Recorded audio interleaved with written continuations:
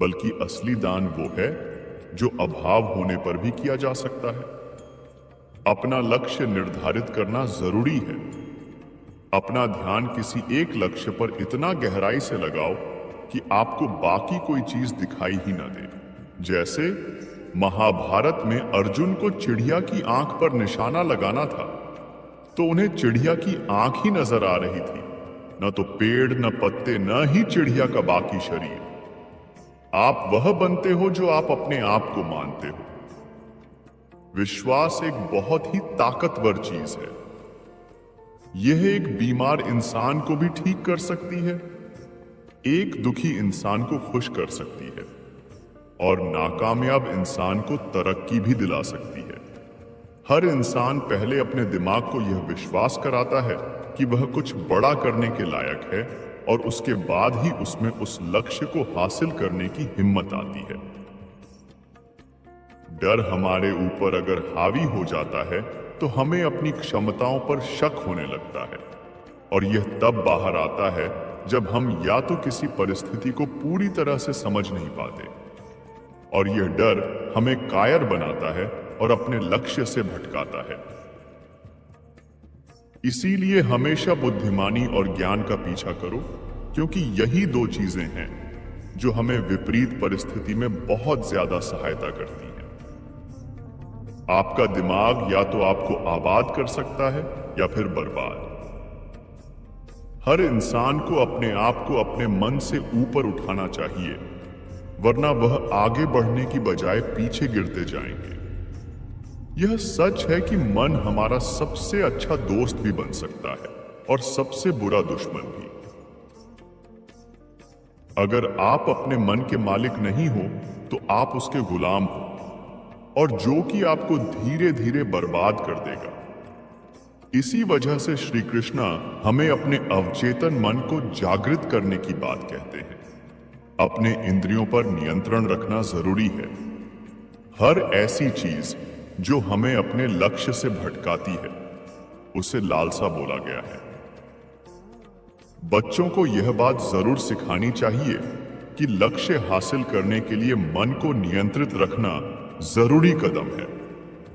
माता पिता का भी कर्तव्य बनता है कि बच्चों को इस काम में सहयोग दें, उनका मनोबल बढ़ाने का काम करें ताकि उन्हें सही गलत समझ में आ सके। रोज ध्यान करो। ध्यान की मदद से आप अपने अंदर का सारा डर, तनाव और चिंता, संदेह से सीधा छुटकारा पा सकते हैं। अपना कर्म करते रहो, उसके फल पाने की चिंता मत करो। जो हमारा काम है उसे धर्म समझकर करना जरूरी है। हम जो काम करेंगे उसके परिणाम या लाभ हानि की चिंता करेंगे तो हमारा मन भटकना निश्चित है। हर इंसान के जीवन में अलग अलग समय पर अलग अलग काम की प्राथमिकता रहती है, जो हमें समयानुसार करते जाना है। हम जैसा कर्म करेंगे हमें उसका उचित परिणाम जरूर मिलेगा। श्री कृष्ण कहते हैं कि पृथ्वी हम इंसानों की कर्म भूमि है और यहां हमें हमारे कर्मों से ही जाना है। आपकी जिंदगी आपके चुनाव का परिणाम होती है।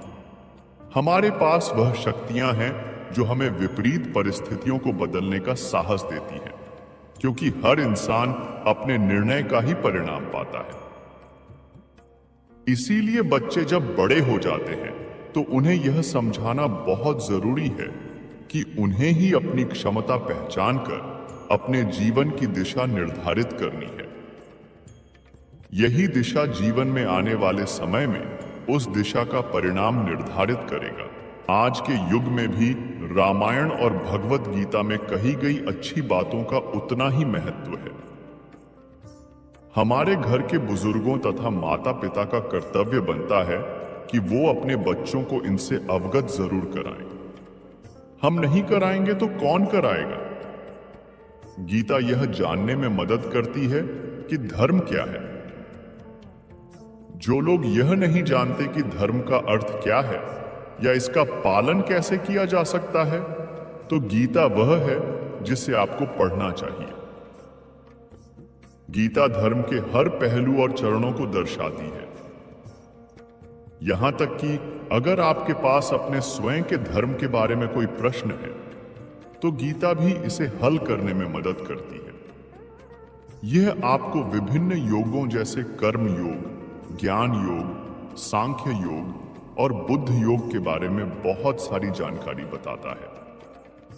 योग हमारे जीवन में एक महत्वपूर्ण भूमिका निभाता है और गीता बिल्कुल यही दिखाती है, लेकिन आधुनिकीकरण के कारण हमने लगभग योग को पीछे छोड़ दिया।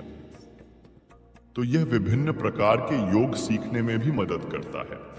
यदि आप नहीं जानते कि आपका उद्देश्य क्या है, तब आपको गीता अवश्य पढ़नी चाहिए। यह वास्तव में आपको नहीं बताएगा कि आपका उद्देश्य क्या है, लेकिन यह निश्चित रूप से आपको वह मार्ग दिखाएगा जिससे आप अपने उद्देश्य को आसानी से पहचान सकते हैं। यह आपके दिमाग को अनावश्यक विचारों से मुक्त करता है और आप केवल एक चीज और आपके उद्देश्य से बचे हैं। यदि आप अपने बारे में और अधिक जानना चाहते हैं और इस जीवन में आपको क्या करना चाहिए, तो गीता आपकी मदद करती है। यह बताता है कि इसे और अधिक सार्थक बनाने के लिए आपको अपना जीवन कैसे जीना चाहिए। भगवत गीता हमें सिखाती है कि व्यक्ति को सिर्फ और सिर्फ अपने कर्म के ऊपर ध्यान देना चाहिए और कर्म में करते समय हमें ध्यान रखना चाहिए कि जो कर्म हम कर रहे हैं वह हम सब लौटकर जरूर आएंगे। सभी रिश्ते नातों से ऊपर उठकर व्यक्ति को सिर्फ और सिर्फ अच्छे कर्म और सत्य की लड़ाई के ऊपर ध्यान देना चाहिए। श्रीमद् भगवद गीता हिंदुओं के पवित्रतम ग्रंथों में से एक है। महाभारत के अनुसार कुरुक्षेत्र युद्ध में भगवान श्री कृष्ण ने गीता का संदेश अर्जुन को सुनाया था। यह महाभारत के भीष्म पर्व के अंतर्गत दिया गया एक उपनिषद है। भगवद गीता में एकेश्वरवाद, कर्म योग, ज्ञान योग, भक्ति योग की बहुत सुंदर ढंग से चर्चा हुई है। श्रीमद् भगवद गीता की पृष्ठभूमि महाभारत का युद्ध है। जिस प्रकार एक सामान्य मनुष्य अपने जीवन की समस्याओं में उलझकर किंकर्तव्य विमूढ़ हो जाता है और जीवन की समस्याओं से लड़ने की बजाय उससे भागने का मन बना लेता है, उसी प्रकार अर्जुन, जो महाभारत के महानायक थे, अपने सामने आने वाली समस्याओं से भयभीत होकर जीवन और क्षत्रिय धर्म से निराश हो गए थे। अर्जुन की तरह ही हम सभी कभी कभी अनिश्चय की स्थिति में या तो हताश हो जाते हैं और या फिर अपनी समस्याओं से विचलित होकर भाग खड़े होते हैं। गीता में हृदयम पार्थ, गीता में सारमुत्तमम, गीता में ज्ञानमत्युग्रम, गीता में ज्ञानमव्ययम, गीता में चौत्तमम स्थानन, गीता में परमम पदम, गीता में परमम गुह्यं, गीता में परमो गुरु। भगवान श्री कृष्ण कहते हैं कि गीता मेरा हृदय है, गीता मेरा उत्तम सार है, गीता मेरा अति उग्र ज्ञान है, गीता मेरा अविनाशी ज्ञान है, गीता मेरा श्रेष्ठ निवास स्थान है, गीता मेरा परम पद है, गीता मेरा परम रहस्य है, गीता मेरा परम गुरु है। हिंदुओं का धर्म ग्रंथ है, 4 वेद, वेदों का सार है उपनिषद और उपनिषदों का सार है गीता। गीता सभी ग्रंथों का सार यानी निचोड़ है। इसीलिए श्रीमद् भगवद गीता हिंदुओं का सर्वमान्य ग्रंथ है। इसे वेद और उपनिषदों का पॉकेट संस्करण भी कह सकते हैं। गीता में पहला अध्याय अर्जुन विषाद योग नाम से है।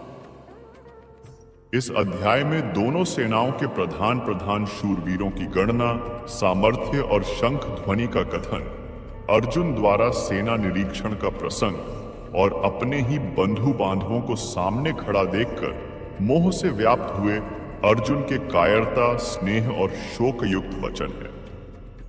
इसमें अर्जुन कहता है कि यदि मैं अपने ही बंधुओं को मारकर विजय भी प्राप्त कर लेता हूं तो यह मुझे सुख नहीं पश्चाताप ही देगी। गीता में दूसरा अध्याय सांख्य योग नाम से है। इसमें श्री कृष्ण कहते हैं कि इस असमय यह बातें करना उचित नहीं, क्योंकि अब तो सामने युद्ध थोप ही दिया गया है। अब यदि तुम नहीं लड़ोगे तो मारे जाओगे। अर्जुन हर तरह से युद्ध को छोड़कर जाने की बात कहता है। तब श्री कृष्ण कहते हैं कि अब युद्ध से विमुख होना नपुंसकता और कायरता है। इसी चर्चा में श्री कृष्ण अर्जुन को आत्मा की अमरता के बारे में बताते हैं और कहते हैं कि आत्मा का कभी वध नहीं किया जा सकता, और तू जिनके मारे जाने का शोक करने की बात कर रहा है वह उनका शरीर है, जिसे आज नहीं तो कल मर ही जाना है। इसीलिए जय पराजय, लाभ हानि और सुख दुख को समान समझकर उसके बाद युद्ध के लिए तैयार हो जा।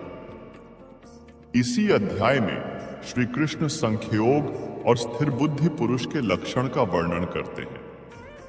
गीता में तीसरा अध्याय कर्मयोग नाम से है। इसमें ज्ञान योग और कर्मयोग के अनुसार जीवन में अनासक्त भाव से नियत कर्म करने की श्रेष्ठता का निरूपण किया गया है। इसमें कर्मों का गंभीर विवेचन किया गया है। अज्ञानी और ज्ञानवान के लक्षण तथा राग द्वेष से रहित होकर कर्म करने के लिए प्रेरणा की बातें कही गई है। इस अध्याय में ही हिंदू धर्म के कर्म के सिद्धांत का निचोड़ लिखा हुआ है। इससे ही यह प्रकट होता है कि हिंदू धर्म कर्मवादी धर्म है, भाग्यवादी नहीं। श्री कृष्ण कहते हैं कि वास्तव में संपूर्ण कर्म सब प्रकार से प्रकृति के गुणों द्वारा किए जाते हैं, जो कि कार्य और कारण की एक श्रृंखला है। गीता में चौथा अध्याय ज्ञान कर्म संन्यास योग नाम से है। इसमें ज्ञान, कर्म और संन्यास योग का वर्णन है। सगुण भगवान का प्रभाव और कर्मयोग का विषय, योगी महात्मा पुरुषों के आचरण और उनकी महिमा, फल सहित पृथक पृथक यज्ञों का कथन और ज्ञान की महिमा का वर्णन किया गया है। गीता में पांचवां अध्याय कर्म संन्यास योग नाम से है। इसमें सांख्य योग और कर्मयोग का निर्णय, सांख्योगी और कर्मयोगी के लक्षण और उनकी महिमा, ज्ञान योग का विषय और भक्ति सहित ध्यान योग का वर्णन किया गया है। उपरोक्त सभी योगों के वर्णन में अध्यात्म, ईश्वर, मोक्ष, आत्मा, धर्म नियम आदि का वर्णन है, किसी भी प्रकार के युद्ध या युद्ध करने का नहीं। गीता में छठा अध्याय आत्म संयम योग नाम से है।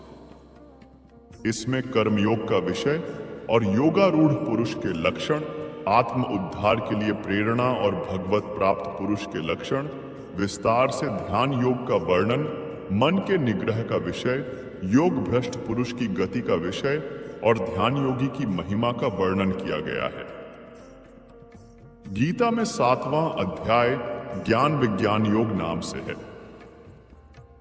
इसमें विज्ञान सहित ज्ञान का विषय, संपूर्ण पदार्थों में कारण रूप से ईश्वर की व्यापकता का कथन, आसुरी स्वभाव वालों की निंदा और भगवत भक्तों की प्रशंसा, भगवान के प्रभाव और स्वरूप को न जानने वालों की निंदा और जानने वालों की महिमा का वर्णन किया गया है। गीता में आठवां अध्याय अक्षर ब्रह्म योग नाम से है। इसमें ब्रह्म, अध्यात्म और कर्मादि के विषय में अर्जुन के 7 प्रश्न और श्री कृष्ण के द्वारा दिए गए उनके उत्तर है। भक्ति योग का विषय और शुक्ल एवं कृष्ण मार्ग के रहस्य का वर्णन है। गीता में 9वां अध्याय राजविद्या राजगुह्य योग नाम से है। इसमें प्रभाव सहित ज्ञान का विषय है। इसमें जगत का ईश्वर से संबंध और प्रकृति तत्वों की चर्चा है। इसमें जगत की उत्पत्ति का विषय, भगवान का तिरस्कार करने वाले आसुरी प्रकृति वालों की निंदा और दैवी प्रकृति वालों के भगवत भजन का प्रकार, सर्वात्म रूप से प्रभाव सहित भगवान के स्वरूप का वर्णन, सकाम और निष्काम उपासना का फल और निष्काम भगवत भक्ति की महिमा का वर्णन है। गीता में 10वां अध्याय विभूति योग नाम से है। इसमें भगवान की विभूति और योग शक्ति का कथन तथा उनके जानने का फल और प्रभाव सहित भक्ति योग का कथन, अर्जुन द्वारा भगवान की स्तुति तथा विभूति और योग शक्ति को कहने के लिए प्रार्थना, भगवान द्वारा अपनी विभूतियों और योग शक्ति का वर्णन है। विभूति अर्थात सिद्धियां और शक्तियां। गीता का 11वां अध्याय विश्वरूप दर्शन योग नाम से है। इसमें विश्वरूप के दर्शन हेतु अर्जुन की प्रार्थना, भगवान द्वारा अपने विश्वरूप का वर्णन, संजय द्वारा धृतराष्ट्र के प्रति विश्वरूप का वर्णन, अर्जुन द्वारा भगवान के विश्वरूप का देखा जाना और उनकी स्तुति करना, भगवान द्वारा अपने प्रभाव का वर्णन और अर्जुन को युद्ध के लिए उत्साहित करना, भयभीत हुए अर्जुन द्वारा भगवान की स्तुति और चतुर्भुज रूप का दर्शन कराने के लिए प्रार्थना, भगवान द्वारा अपने विश्वरूप के दर्शन की महिमा का कथन तथा चतुर्भुज और सौम्य रूप का दिखाया जाना, बिना अनन्य भक्ति के चतुर्भुज रूप के दर्शन की दुर्लभता का और फल सहित अनन्य भक्ति का वर्णन है। गीता का 12वां अध्याय भक्ति योग नाम से है। इसमें साकार और निराकार के उपासकों की उत्तमता का निर्णय और भगवत प्राप्ति के उपाय का वर्णन है, और इसमें भगवत प्राप्त पुरुषों के लक्षण बताए गए हैं। गीता का 13वां अध्याय क्षेत्र क्षेत्रज्ञ विभाग योग नाम से है। इसमें ज्ञान सहित क्षेत्र क्षेत्रज्ञ के विषय का वर्णन है और ज्ञान सहित प्रकृति पुरुष के विषय का विशद वर्णन किया गया है, अर्थात स्थिति, ज्ञान, आत्मा, परमात्मा और पंच तत्वों का रहस्यमयी ज्ञान है। गीता का 14वां अध्याय गुणत्रय विभाग योग नाम से है। इसमें ज्ञान की महिमा और प्रकृति पुरुष से जगत की उत्पत्ति का वर्णन है। सत, रज, तम तीनों गुणों का विषय का विशद विवेचन है। इसके अलावा भगवत प्राप्ति का उपाय और गुणातीत पुरुष के लक्षण बताए गए हैं। गीता का 15वां अध्याय पुरुषोत्तम योग नाम से है। इसमें संसार को उल्टे वृक्ष की तरह बताकर भगवत प्राप्ति के उपाय बताए गए हैं। इसमें जीवात्मा के विषय का विशद विवेचन और प्रभाव सहित परमेश्वर के स्वरूप का वर्णन किया गया है, और इसमें क्षर, अक्षर, पुरुषोत्तम के विषय के भी विशद वर्णन है। गीता का 16वां अध्याय दैवासुर संपद विभाग योग नाम से है। इसमें फल सहित दैवी और आसुरी व्यक्ति और संपदा का कथन किया गया है। आसुरी संपदा वालों के लक्षण और उनकी अधोगति का वर्णन भी मिलेगा। इसके अलावा शास्त्र विपरीत आचरणों को त्यागने और शास्त्रानुकूल आचरणों के लिए प्रेरणा दी गई है। गीता का 17वां अध्याय श्रद्धात्रय विभाग योग नाम से है। इसमें श्रद्धा का और शास्त्र विपरीत घोर तप करने वालों के विषय का वर्णन है। इसमें आहार, यज्ञ, तप और दान के पृथक पृथक भेद बताए गए हैं। इसके अलावा एवं तत्सत के प्रयोग की व्याख्या की गई है। गीता का 18वां अध्याय मोक्ष संन्यास योग नाम से है। इसमें त्याग का विशद वर्णन, कर्मों के होने में सांख्य सिद्धांत का कथन, तीनों गुणों के अनुसार ज्ञान, कर्म, कर्ता, बुद्धि, धृति और सुख के पृथक पृथक भेद का वर्णन, फल सहित वर्ण धर्म के विषय का वर्णन, ज्ञान निष्ठा का वर्णन, भक्ति सहित कर्मयोग का विवेचन और अंत में श्री गीता जी के महात्म्य का वर्णन है। भगवान ने कहा कि क्यों व्यर्थ की चिंता करते हो, किससे व्यर्थ डरते हो, कौन तुम्हें मार सकता है? आत्मा ना पैदा होती है न मरती है। जो हुआ वह अच्छा हुआ, जो हो रहा है वह अच्छा हो रहा है, जो होगा वह भी अच्छा ही होगा। तुम भूत का पश्चाताप न करो, भविष्य की चिंता न करो, वर्तमान चल रहा है। तुम्हारा क्या गया जो तुम रोते हो? तुम क्या लाए थे जो तुमने खो दिया? तुमने क्या पैदा किया था जो नाश हो गया? न तुम कुछ लेकर आए, जो लिया यहीं से लिया, जो दिया यहीं पर दिया, जो लिया इसी भगवान से लिया, जो दिया इसी को दिया। खाली हाथ आए और खाली हाथ चले। जो आज तुम्हारा है कल और किसी का था, परसों किसी और का होगा। तुम इसे अपना समझकर मग्न हो रहे हो। बस यही प्रसन्नता तुम्हारे दुखों का कारण है। परिवर्तन संसार का नियम है। जिसे तुम मृत्यु समझते हो वही तो जीवन है। एक क्षण में तुम करोड़ों के स्वामी बन जाते हो, दूसरे ही क्षण में तुम दरिद्र हो जाते हो। मेरा तेरा, छोटा बड़ा अपना पराया, मन से मिटा दो, फिर सब तुम्हारा है, तुम सबके हो। न यह शरीर तुम्हारा है, न तुम शरीर के हो। यह अग्नि, जल, वायु, पृथ्वी, आकाश से बना है और इसी में मिल जाएगा। परंतु आत्मा स्थिर है। फिर तुम क्या हो? तुम अपने आप को भगवान को अर्पित करो। यही सबसे उत्तम सहारा है। जो इसके सहारे को जानता है वह भय, चिंता, शोक से सर्वदा मुक्त है।